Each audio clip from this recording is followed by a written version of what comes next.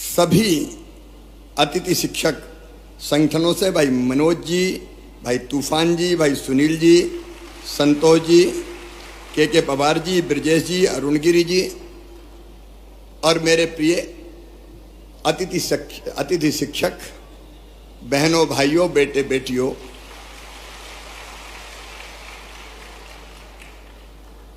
पिछली सरकार ने शिक्षा की व्यवस्था ठीक करने के लिए कभी ठोस कदम नहीं उठाए थे और एक अधकचरी व्यवस्था हो गई थी। गुरुजी, शिक्षाकर्मी, बाद में अतिथि शिक्षक, और इनकी जिंदगी अगर देखें तो ऐसे अनिश्चितता के भंवर में फंस गई थी कि करें तो क्या करें इतने साल पढ़ाने के बाद। मैं एक आपके योगदान को मैं कभी भुला नहीं सकता। जब रेगुलर शिक्षक नहीं थे तब अतिथि शिक्षक के रूप में आपको पढ़ाने का दायित्व सौंपा गया और मुझे प्रसन्नता ये कहते हुए कि अधिकांश अतिथि शिक्षकों ने पूरी कर्तव्य निष्ठा के साथ अपने दायित्व का निर्वाह किया, अपने दायित्व को निभाया। आप वो हैं जिन्होंने हमारी शिक्षा की गाड़ी को आगे बढ़ाया। बच्चों को आप लगातार गांव-गांव में पढ़ाते रहे। मैं आपको इसके लिए हृदय से धन्यवाद देता हूं। आज मैं शिक्षा पे कोई भाषण देने नहीं आया, क्योंकि वो समय समय पे हमारी चर्चा होती रहती है। लेकिन मित्रों, मैं अपनी ड्यूटी मानता हूं कि जिन लोगों ने जी जान से अपने सामर्थ्य और अपने क्षमता के अनुरूप बच्चों को विद्या का दान दिया, उनकी जिंदगी भी कुछ बेहतर की जाए। अनिश्चितता के भंवर में वो लगातार लटके ना रहें। और इसलिए अभी अलग अलग पीरियड के अनुसार आपको मानदेय देने की व्यवस्था है। अब ये पीरियड के हिसाब से नहीं होगी, अब महीने के हिसाब से मानदेय की व्यवस्था होगी। और मानदेय भी जो हम तय कर रहे हैं, वर्तमान जो होता है, अतिथि शिक्षक वर्ग 1 9,000, इसके स्थान पे 18,000 रुपया दिया जाएगा। अतिथि शिक्षक वर्ग 2 7,000, उसकी जगह 14,000, और 3 को 5,000 की बजाय 10,000 रुपया ये मानदेय किया जाएगा। और अभी शायद हर महीने करते हैं अनुबंध, क्या करते हैं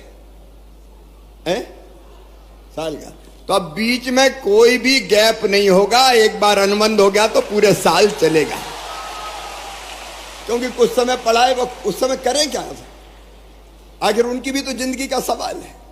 और इसलिए एक बार अनुबंध का मतलब साल भर उनकी सेवाएं चलेंगी। लेकिन इसके साथ साथ अब इस अनिश्चितता के भंवर से निकालने की भी एक परमानेंट कोई योजना बनानी पड़ेगी। और इसलिए हम एक शिक्षकों की भर्ती में अभी तक अतिथि शिक्षकों को केवल 25% का आरक्षण था, अब 50% बढ़ा के किया जाएगा। क्योंकि जो पढ़ा रहे हैं, जो अनुभवी है, वर्षों का व्यवहारिक ज्ञान जिनको है, अगर वो भर्ती होंगे तो मैं समझता हूं कि वो बेहतर ढंग से बच्चों को पढ़ा सकेंगे, बेहतर ढंग से बच्चों को पढ़ा सकेंगे।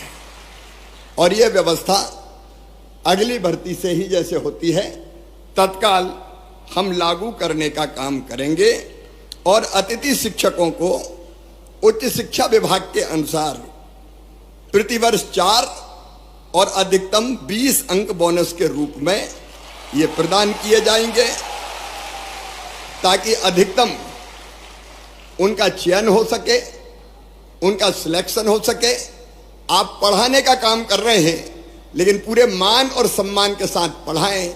एक मैं ये भी तय कर दूंगा कि जैसे नियमित पढ़ाने वालों को वेतन मिलता है, अब चूंकि वेतन तय हो गया है, मानदेय तय हो गया है, इसलिए निश्चित महीने की 1 तारीख, 1 या 2, 3, 4 जो भी होती है, उसमें सबको मानदेय मिल जाए, भटकना ना पड़े, परेशान ना होना पड़े, ताकि इनके घर की गाड़ी भी चल सके, परिवार को भी ये ढंग से देखने का काम कर सके।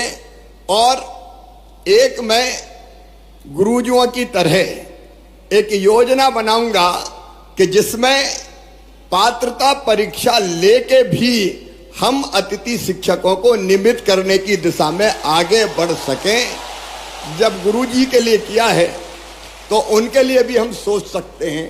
केवल जो आरटीए के अंतर, आपको पता है शिक्षा का जो कानून है आरटीई, उसके अंतर्गत डीएड बीएड वाली जो बाध्यताएं हैं वो हम रिलैक्स नहीं कर सकते, क्योंकि वो केंद्रीय कानून है। लेकिन उसको छोड़ के मेरी इच्छा है कि तुम सब नियमित हो जाओ, ढंग से पढ़ाओ, बच्चों को भी ठीक से पढ़ाओ, और बच्चों के साथ साथ अपने परिवार का भी आप ध्यान रख पाए। आपने इतने दिन में जहां गया बहुत अनुशासित तरीके से अपनी बात रखने का काम किया। मैं जहां जाता था मेरे अतिथि शिक्षक मित्र मिलते थे और बड़े अनुशासित ढंग से अपनी बात करते थे। मेरी आपसे इतनी अपील है कि मैं आपकी चिंता करूंगा, भारतीय जनता पार्टी की सरकार आपकी पूरी चिंता करेगी। आपकी जिंदगी अनिश्चित हम नहीं रहने देंगे, निश्चितता लाकर ही रहेंगे। कई कदम मैंने आपको बता दिए, लेकिन आपसे भी मेरा आग्रह है कि शिक्षक का मतलब सामान्य सेवा नहीं है, यह है बच्चों का भविष्य बनाने का काम। आज जो बच्चे पढ़ेंगे वो ही मध्य प्रदेश बनाएंगे, वो ही अपने देश को बनाएंगे। तो मेरी अपील है कि बेहतर से बेहतर पढ़ाई, बेहतर से बेहतर शिक्षा, और उसके लिए अगर हम अपने आप हमको ट्रेनिंग प्राप्त करनी हो, हमको कई चीजें सीखनी हो, तो आप उसकी भी भरसक कोशिश करना कि आप अपने आप को कैसे और ज्यादा सक्षम बना सकते हैं। शिक्षकों का भाषण नहीं बोलता, शिक्षकों का आचरण बोलता है, प्रभावित वही करता है। और इसलिए आपका आचरण बोले। आपको देखे देखो मैं आज जो कुछ हूं, मैंने अनेकों बार कहा है, मैं आज फिर कह रहा हूं कि मैं जो कुछ हूं आज, उसमें सबसे बड़ा योगदान है तो मेरे माता पिता के बाद मेरे गुरु, मेरे शिक्षक श्री रतन चंद जैन जी का है। मैं उनको बारंबार प्रणाम करता हूं। गुरु चाहे तो बच्चों की जिंदगी बदल दे, और इसलिए अपने यहां कहा है, गुरु गोविंद दोऊ खड़े काके लागू पाए, बलिहारी गुरु आपकी गोविंदिया बताए, गोविंदियो बताए। शिक्षा वो है जो मनुष्य को मनुष्य बना सके, शिक्षा वो है जो मुक्ति दिला सके। सा विद्या या विमुक्तये, शंकराचार्य जी महाराज ने कहा था। इस लोक में भी और परलोक में भी मेरे प्रिय भांजे और भांजियों, मैं यही आग्रह आपसे, देखिए मैं सरकार नहीं चलाता, मैं परिवार चलाता हूं, परिवार चलाता हूं। शायद ये पहली बार है जब मैंने मध्य प्रदेश के जितने हमारे साथी हैं कर्मचारी, उनकी ऐसी पंचायत बनाई। कोई की हिम्मत है कि पंचायत बुला ले, ये मामई की हिम्मत है कि पंचायत बुलाता है और चर्चा करके समस्याओं का समाधान। क्योंकि आप भी हमारे हो, मेरे परिवार के अभिन्न अंग हो, तो आपका सुख और दुख भी तो मेरा है। आपका एक कमिटमेंट मुझे चाहिए कि पढ़ाने में हम कोई कसर नहीं छोड़ेंगे। बोलो सब तैयार हो तो बोलो भारत माता की। एक कमिटमेंट आपका कि पढ़ाने में आप कोई कसर नहीं छोड़ेंगे, और दूसरा कमिटमेंट मेरा कि मैं आपकी जिंदगी में अनिश्चितता नहीं रहने दूंगा, निश्चितता लाकर ही चैन की सांस लूंगा। और उसकी कई चीजें मैंने आपके सामने रखी है, वो नीति बना के आपके भविष्य को भी सुरक्षित रखेंगे। क्योंकि आपके भी तो बच्चे हैं, आपके भी तो बेटा, कई की तो शादी हो गई और कई बार पहले शादी हो गई। कितने सालों से पढ़ा रहे हैं? मैं समझता हूं कि 15-15, 20-20 साल से पढ़ाने वाले भी शिक्षक हैं कि नहीं? अतिथि शिक्षक वो भी हैं। तो ये कहां जाएंगे? इनको कहां रास्ते में छोड़ेंगे? क्या इनको जीने का हक नहीं है? क्या इनको मुस्कुराने का अधिकार नहीं है? और इसलिए आज मैं भरे भाव से कह रहा हूं कि आपकी चिंता मैं करूंगा, जिंदगी में निश्चितता लाएंगे। और ये जो कदम हमने उठाए कि गुरुजी की तरह हम पात्रता परीक्षा भी लेके आपको रेगुलर करने का काम करेंगे। 50% रिजर्वेशन भी हमने 50% शिक्षकों की भर्ती में कर दिया, ताकि आप जो न्यूनतम आवश्यकता है वो पूरी करते हुए बच्चों को ढंग से पढ़ाएं। बहुत लंबा चौड़ा भाषण देने की जरूरत नहीं है। मेरे साथ आप एक बार खड़े होके ये संकल्प लेंगे कि मामा जी, शिक्षा के मामले में, बच्चों को ढंग से पढ़ाने के मामले में और हर संभव सहयोग करने के मामले में हम पीछे नहीं रहेंगे। बोलो सब तैयार हो? तो मेरे साथ बोलिए, भारत माता की, भारत माता की, भारत माता की, सरस्वती मैया की।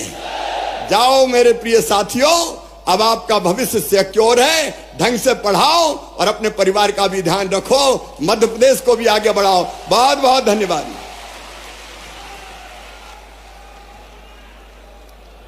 बहुत बहुत धन्यवाद माननीय मुख्यमंत्री महोदय आपका। हम आभार व्यक्त करते हैं